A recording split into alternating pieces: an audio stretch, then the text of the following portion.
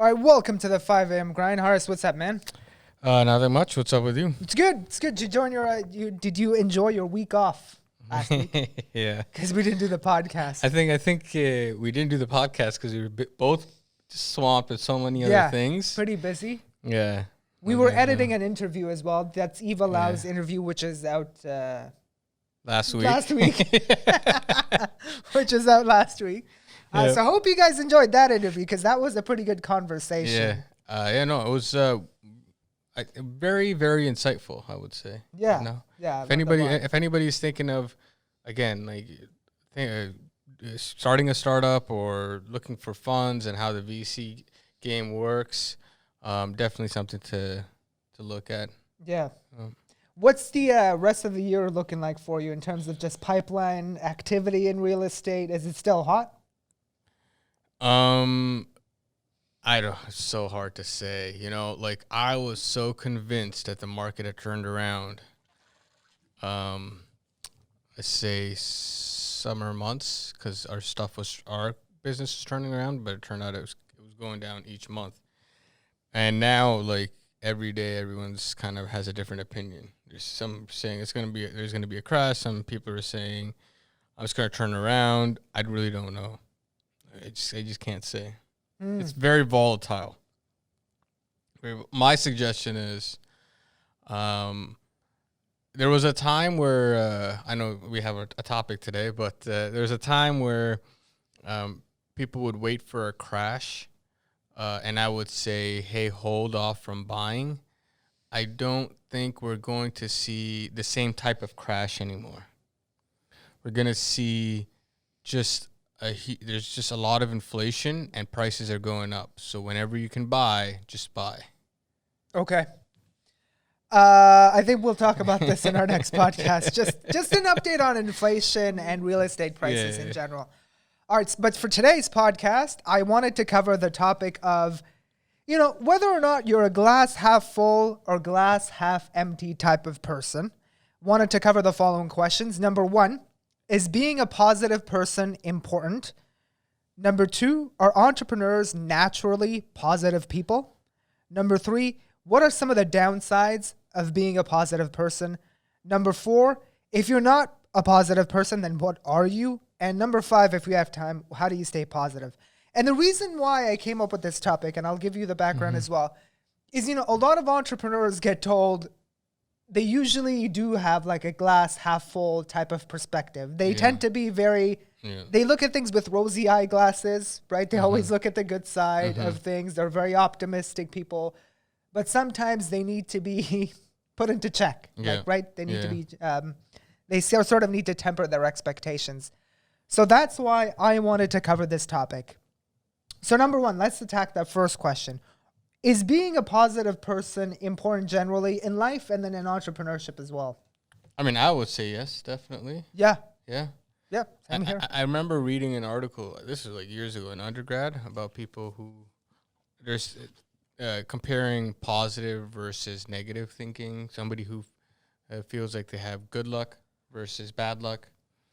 And they gave them a newspaper and they said, if you can count the pictures in this newspaper, you're going to get some reward, $5,000 or whatever it was.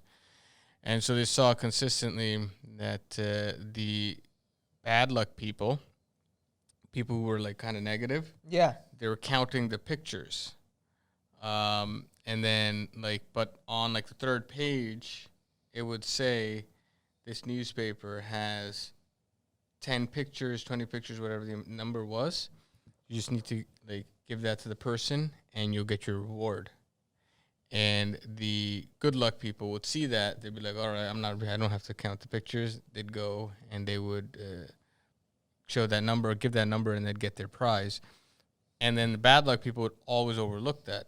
But that was not even the only thing that they overlooked. Towards the end of the newspaper, they also had another thing. Hey, listen, we don't care about the number of pictures. If you give this number or this whatever to the person administering the test, you're going to get twice as much as your reward. They overlooked that too. And so what they kind of concluded was good luck. When you're successful, you need to have like a positive mindset. It's a positive mindset, like, and just like preparedness, optimistic and preparedness. Interesting. I didn't know that story. Thanks for sharing. Yeah, I think, like you said, being a positive person is really important. And even answering that second question, are entrepreneurs generally positive? It's hard for you to come up with inventions and ideas that will change the world and not be a positive person while you're executing on those ideas. Yeah. Because it requires a vision. It requires for you to implement a dream that you have. And even think about it. I'm sure you notice this with your employees as well. If you are negative about something in your business, that transpires throughout your entire organization. And it's hard to change people's attitude if you start with a negative undertone to whatever it is that you're saying. So in terms of like just organizational culture, being positive is a must. It's not a choice. It's a must. It is a must. You have to be positive. If you can't be positive, fake it. I would say you should figure out how to really be positive, because if you're not positive, if you're like down about something, it's because it's a problem. And as an entrepreneur, you need to be a problem solver. So you have to love problems, because you're going to be putting out problems nonstop, and they're not going to be related to whatever you're specializing in. They're like problems in every single direction. There's just fires burning everywhere that you have to tend to one after the other. So that's one thing. I would also say, though, there's a positivity that I don't agree with. Okay. Like there's certain optimism that people have when they're starting a business, thinking, oh, you know what? I think this is a great idea because I really need this, all this other stuff. But there's nothing that is, there's no positive feedback from the market that allows them to think that that's the case, right?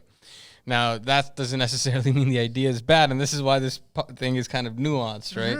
It's like, I feel like an entrepreneur almost has to be bipolar, right? You have to be positive that you'll find a solution. You have to be positive for your team members and everybody that's working with you. You have to be positive in an outlook that the economy is going to be good. You have to be positive in a lot of ways.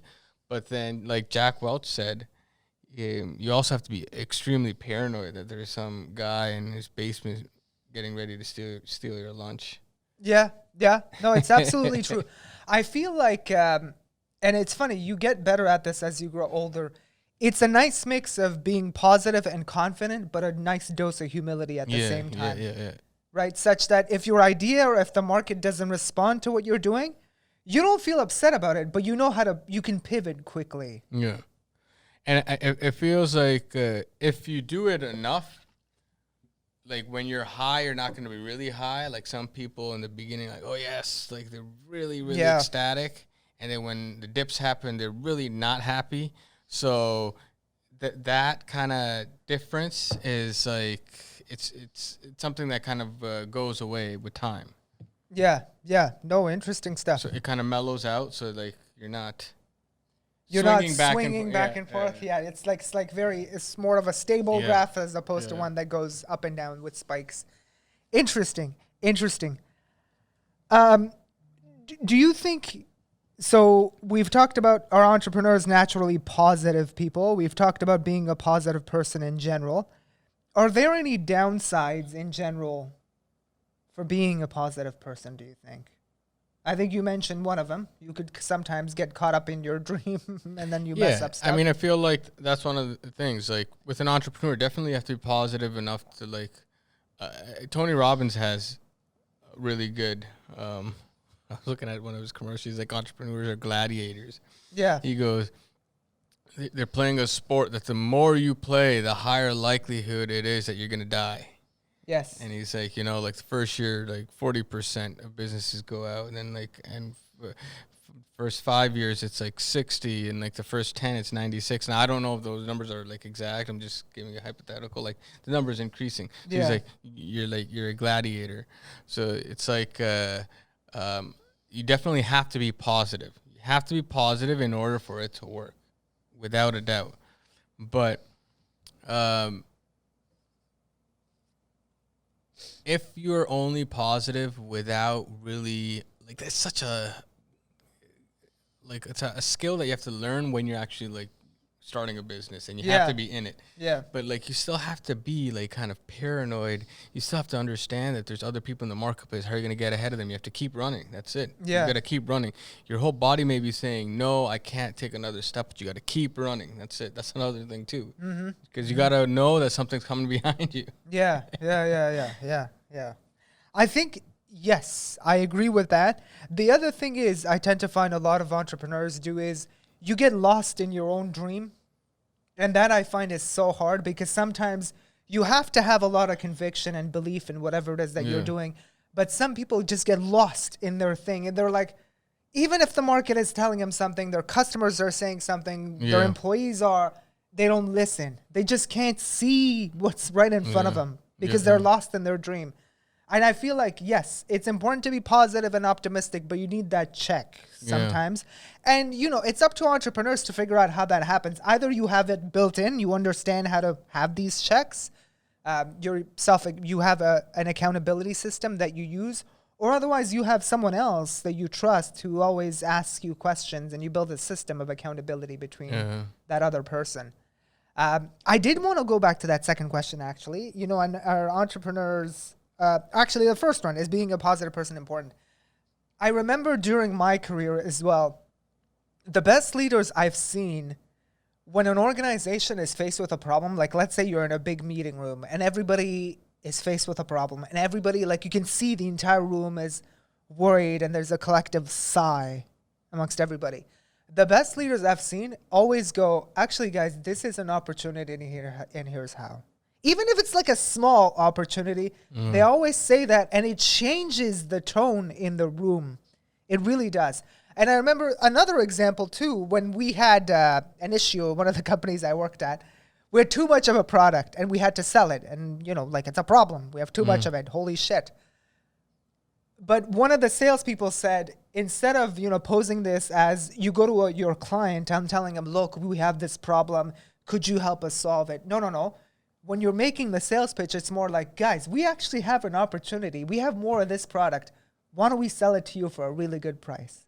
Do you see what I mean? Pitch number one, pitch number two, very different. Like pitch number two is completely different. It's the same problem. There's a lot of shit of this product that we're supposed to sell. But number one is a very desperate and needy approach. Number two is like, guys, we have this fantastic opportunity. Why don't we do this? I mean, in terms of framing issues, yes, I would 100% always want to be positive. Right. Okay. Right. Framing issues. When there's something coming up, but what I was getting at was, in that company, you'd never turn around and refuse to believe that there's extra product, right? Or that there isn't a problem to be solved. You have to somehow, like that's the nuance, right? Like you have to somehow be like, okay, there is a problem here. This is a problem. And it's like negative. It's not a good thing. You can't be positive when you're, you know, trying to figure out that this is a pragmatic or realistic solution of or understanding of our current scenario or situation. But then what you're kind of responding to it with is positivity. That is difficult. When people start refusing in the name of positivity to see issues, then you know it's a sinking ship. That's what I think. I don't know. I was going to say in general as well, I wanted to ask you personally, in your line of work, do you enjoy being next to positive people or people who are just whatever? Yeah, it's positive, definitely. Positive. For sure. Yeah. I was going to say, and I have a quote for this too. It says, the more you feed your mind with positive thoughts, the more you can attract great things in your life. That's absolutely true as well. Well, here's the other thing. Yeah. As a person who has people working for him, in my team, the positive people I will bring further, and I'll tell you why. Because when there's a problem to be solved, I know this person's going to have a can-do attitude. Yes. And be like, how do I get this done? Yeah, we can do it. How do I get this done? Right? And like, oh, like this is not a big issue, whatever. And that to me is something like, all right, this person, obviously it's not just like, oh, we could do it and there's no execution. They have to have a lot of other traits too, but just the positivity, like they would I would definitely want to be like, okay, listen, like, okay, if this guy has this kind of mindset, I want him to go further in my organization so that he could be in a position where he's solving problems. Somebody who says, oh, yeah, no, I don't know if we could do this or whatever, not saying that that's a bad place to be in. You need those type of people as well because they kind of counteract and whatever. But at the same time, they're built to manage. They're not built to build. Right. Yeah. They're going to manage what somebody else builds. And the one who's positive is going to build something that somebody else is going to manage.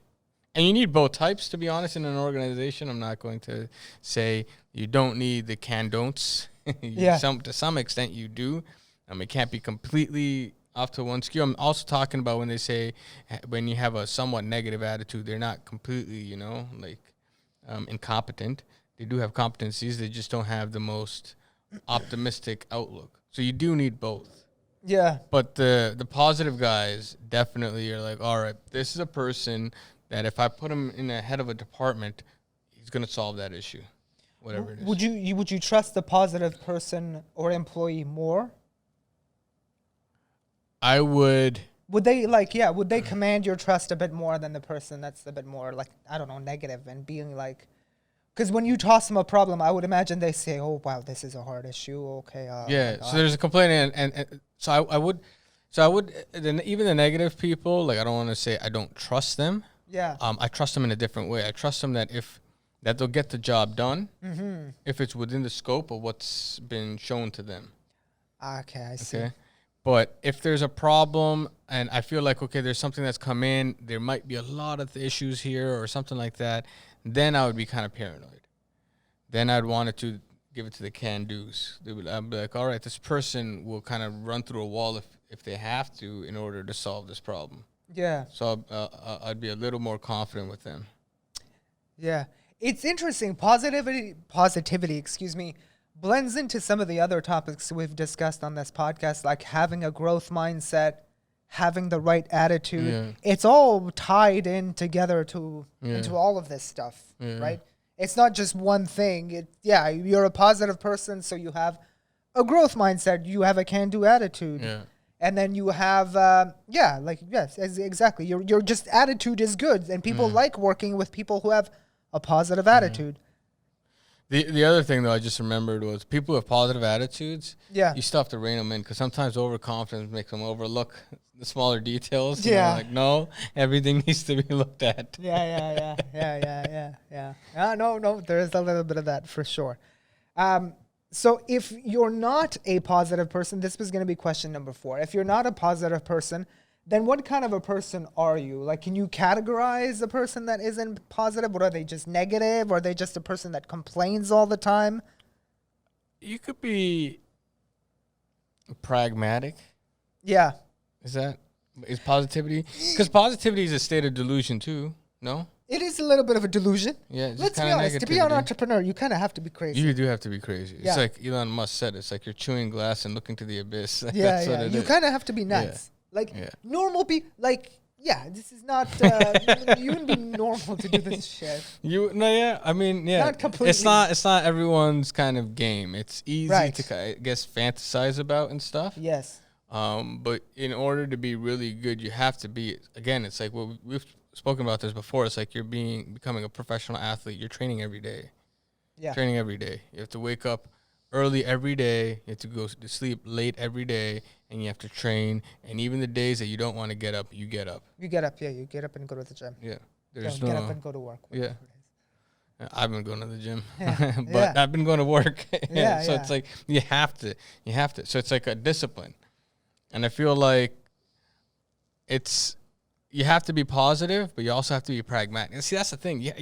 It's really, you have to jump into it before you figure out like where to balance positivity with what's real, right? Like if you have poor sales results coming in, right? You're not going to ignore that, right? You're going to be like, all right, like you're not. Something needs to be done. Yeah. Something needs to be done. Yeah. There's an issue here, right? You're not going to be like, oh, positivity, everything's going to be all right next month. You're going to be like, no, I need to kick into gear to figure out how do I push sales up. If there's other issues or your operations are breaking down, how do I make this more efficient? It's not like, oh, it'll work out next time. This is the only time it was like, You know what I mean? There's like a balance to like. It's so true. It's actually very nuanced because like the sales problem. So I have a sales problem, for example. Let's say you have one. There are two ways to go about it. One person could say, I have a sales problem. Oh shit, this isn't gonna work. Okay. The other person says, I have a sales problem this month. No problem. It'll be fine next month. Yeah. And then the third person is like, I have a sales problem. Okay, let me fix it. And I know I can somehow figure out a fix. Yeah. It's like three separate attitudes. I think the third one is what I aspire to be. Yeah.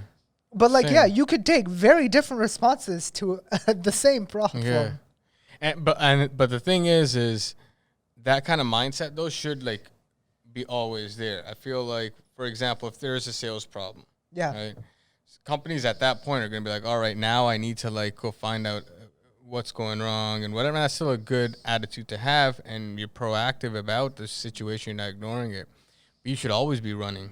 You know what I mean? The companies that do the best are always running, man. They're always running. Especially sales side, any side, man, operations side. They're always running. It's like they're always on fire. Yeah. Right? You never calm down. And so then when you're like, when a sales problem comes up, you're like, all right, you know, I kind of figured that would come, or it's not completely unforeseen, or whatever it is, and you're already anticipating it and planning ahead and trying to run around whatever blocks are coming your way. Yeah. Interesting. Yeah, I'd say like, you know, if you're not a positive person, like I personally don't like being around people who complain all the time. Yeah. You know, or people who tend to blame other things. Oh, yeah. For a problem they have in the organization. So they'll blame the economy, they'll blame their competitors, they'll blame something else and someone else, some exogenous factor that's not in their control. I hate that. Yeah. I hate that attitude. Because I think if you are properly positive, Yeah. you're going to look at your own inputs. Yeah. You're not going to look at the outputs. Outputs will say, okay, something didn't go right, but you're giving 120% every single day when you wake up in terms of inputs. Yeah. And then when you see something wrong, you're not going to blame anybody else. You're going to be like, all right, what the heck? You're going to take ownership and be like, what could I change? And how could I pivot? And how could I move? Because you know you can do it. You know what I mean? It's so important, so important. You know, funny enough, as we discuss about this topic, I remember another conversation I was in, like another meeting. And this was, all these former issues are coming out. So we were in a meeting. Well, I'll tell you, this was, at Apple. So, you know, iPhone sales, it's tough to increase iPhone sales. Like, it's not an easy, everybody has an iPhone. How the hell do you increase like iPhone sales, right? So I remember I was in this meeting and somebody in the meeting said, a senior leader said, I'm looking to turn around this business and, you know, eventually we're going to turn it around. And this was when it was hard to get customers to upgrade their phones, etc. So iPhone sales were lagging and, you know, Apple was running into issues because people weren't upgrading their phones. So their sales weren't doing all too well. But I remember that senior leader saying this in a room. And I remember the room going like, oh, I don't believe this shit. But like nobody said anything because he was a senior leader. But I do remember one lesson out of that. And it said that if that senior leader doesn't believe that you can turn it around, nobody in the room would. Yeah. Right? So even if he doesn't believe it, and I don't know if he did, it looked like he did. He kind of did it when I was looking at his face. But, you know, like he has to say that because that's the message you impart to your workforce. Yeah, no, right? 100%. Because what are you going to tell everybody? Okay, guys, like, let's give up. We're screwed. No, It's a burning you're ship. not, exactly, yeah. It'd be a terrible message to send, right? Yeah, I mean, it's a terrible message, but also to some extent, if you don't believe a little bit of what you just said there, and you do think it's about to like the ship is about to sink, then you need to get out. You know what I mean? Yeah, you need to get out. Exactly. And you know the thing is, when you as a leader say that, you don't know what the ramifications are as it trickles down, because someone else could be like, oh, okay, so I'll think about this. I'll figure out an idea on how to increase this aspect of our sales, etc., right? It filters down, and maybe someone might have an idea to turn the problem around. The other thing is like you might look at it and be like, oh, this is not good. You know what I mean? And you're looking at like maybe you're looking at as an executive or somebody, a business owner, entrepreneur. You have a lot of information. You're looking at possibly the entire picture. Yeah.